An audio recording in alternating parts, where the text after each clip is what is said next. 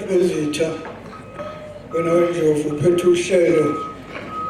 bengithi uthe ubambe kanye noNjumane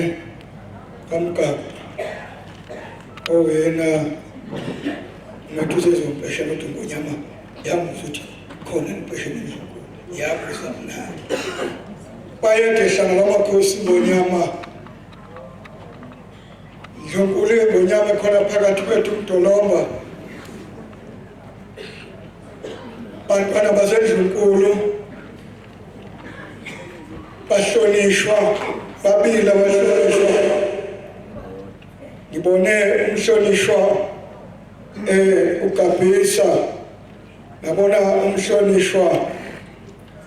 uSheme ngimbonileke nomntwana ophe uyena osesiqondisela isifundazwe sengonyama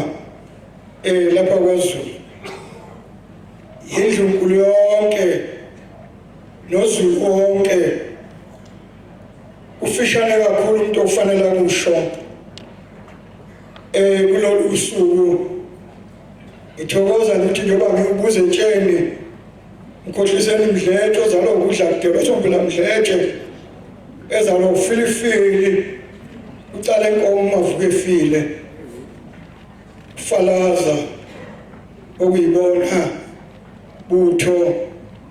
kanye nembokodi bomvu namanye amabutho ayinikela ngakho konke okukhona ukuthi bayofala ingonyama ifa khona silapha namhlanje ngomlando omfishane nje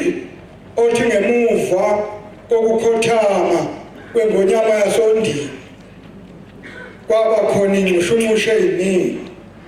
ezenza ubingabibikho ukubambisana phakathi kweNdlunkulu kwaba khona impi yaseMsebe eyadala inxushunxushu kwalandela impi yasoNdini ushisa kwesigodlo uNduli mashikishikana kwaphinde kwalandela ke ukuba kube khona impi yakwaNothengele eyayisizohlasela ekushumayeleni lapho ingonyama uDinizulu sengumntwana yayithe ugogobala khona emva kwazo zonke lezo zinto ukubonakala ke ukuthi isimo sokuphepha njoba amangisi ayesefuna ukuthi akucishwe nje igama elithi Dinizulu ngoba uzalwa inkosi uCetshwayo ngoba abehlule sandla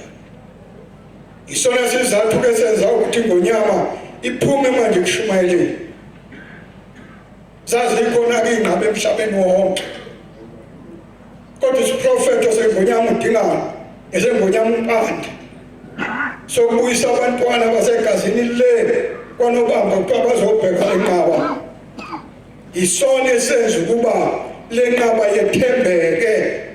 engonyameni uDinizulu uba iphume izohlala phakathi kwabo siyazi ke ukuthi namangisi akagagasa ukuzoyilanda lapha kwaCeza baphetha ngokulila okwabe sekuholela ke empini eyaba ngeyokugcina okwaba yimpi yakwaNdunu okwathi ke mayiphuma ingonyama iya kwaNdunu yaguqa yathandaza ngokuholwa umfundisi uPaul Mthimkhulu owayephuma ebandleni laseShishi wathi ke uNkulunkulu owadala amakhosi nguwe ozosiza ngonyama uNkulunkulu owadala amakhosi ozokusiza ngakho ke namuhla kufanele kwenziwe konke okwaZulu bese kubuyelwa umdali wezulu nomhlaba kuphela okusiletha lapha ke namhlanje umbono wengonyama ekhotheme okuyiyona emva kokufika ngo-2001 kwathi ngo-2002 kwafika abafundisi bayo 2003 kwaze kufika yona okulapha-ke yamemezela khona ukuthi sengoba benyaka kuziwe lapha yayithi-ke ngelinye ilanga iPaul ingonyama yomhlaba ethi ukhona iroyal order thina ke kwaZulu sithi alibuyi lilamphatha elengonyama. Sithokoza ke ngonyama namhlanje uhulumeni wakho wonke abantwana baseNdlunkulu uZulu wonke amabandla onke akhona ukuba zoba ingxenye yokufakazela ingonyama ukuthi impela izwi lengonyama ezala ingonyama ekhona elathi sokuba benyaka